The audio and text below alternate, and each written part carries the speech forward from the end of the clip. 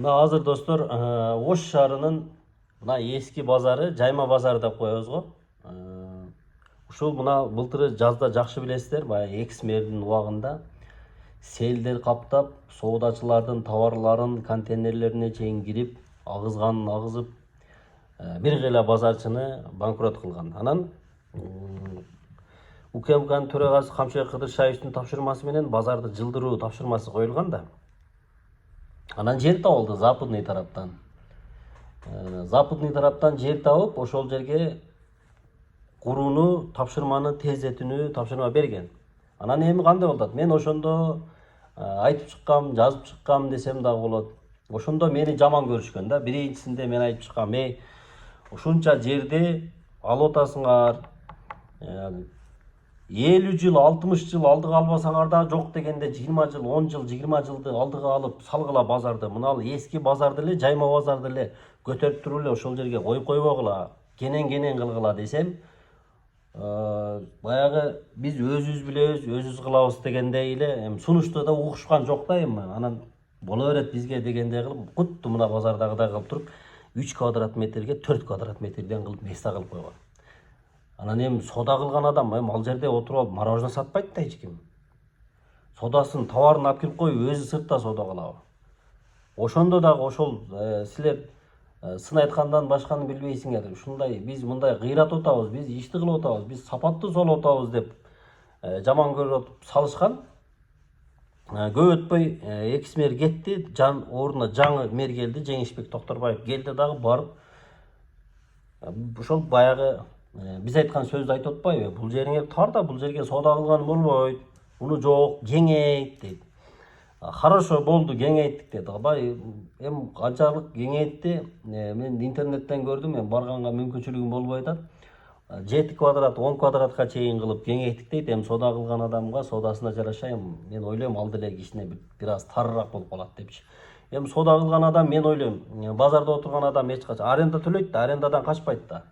Анын арендасына бир аз кошуп коюу дагы, бирок баягы сода кылган адам дагы ошол жерде мындай жакшына мындай шарттуу жерде туруп мындай сода кылсын, кененирээк кылгыла дагы, шарттуу дагы кылып берип, баягы сонун бир базар кылгыла, эптемей мына майда чүйдө сатып, мына жайма базарды көтөрүп алып барып ошол бойдон бардак боюнча алып барып коюп, тар кылып, эртең базардагылар товарын баягы местага алып кирип, сыртка чейин жайып, жолго, тротуарга чейин жайып, анан тротуарга арабаларды коюп, машиналарды коюп, ушундай тизип алып, мына базарга ошо бардагы чыкпасын, ушуну кененирээк кылгыла, сураныч деп сын айтпай эле сураныч катары, мындай сунуш катары айтканбыз. Бирок андай деле болбой, кийинки келген мэр чоңойттурду. Анан эми бул логика мындай болуп атат да, туугандар. Бул эски базарды селден качып атпайбы? Булар селден качып туруп, сели жок жерге көчүр деп туруп, сели жок жерге көчтү дагы. Бирок ал жакта сел жок. Анан кече мына барыңыздар көрдүңөр, мына Оштогулар көрдү, мындай жамгыр жаады. Бул жамгыр эмес да, бул себейлеп жааган жамгыр. Бир күн кечке жаады.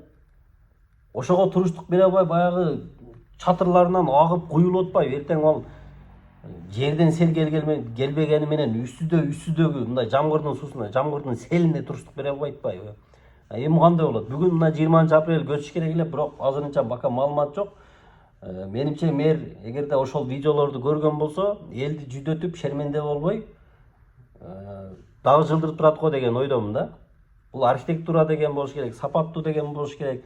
Жамгырга, сууга, карга, ташка мындай каршылык мындай тура турган, туруштук бере турган базар болуш керек деп мен ошентип элестетем өзүмчү. Ошондой салгыла, мына заманбап кылып салгыла дагы, унааларды токтотуп турган жерин дагы мындай өзүнчө кылып, кенен кылып, мындай бир не только мындай сода кылган адам эмес, ошол базарга барган адамга дагы кичине мындай ыңгайлуу болуш керек деп ойлойм да. Ошондой болуп салынса деп. Анан эми кече видеолорду бардыңыздар эле көрсөңүздөр, интернеттерге тарады. Баягы суулардын агып атканы, башка болуп атканы, асфальттарга уровень жок, бир жерге көлчүк болуп чогулуп аткан мына ушул эски базардын эле акыбалына кийип калып атат да, туугандар.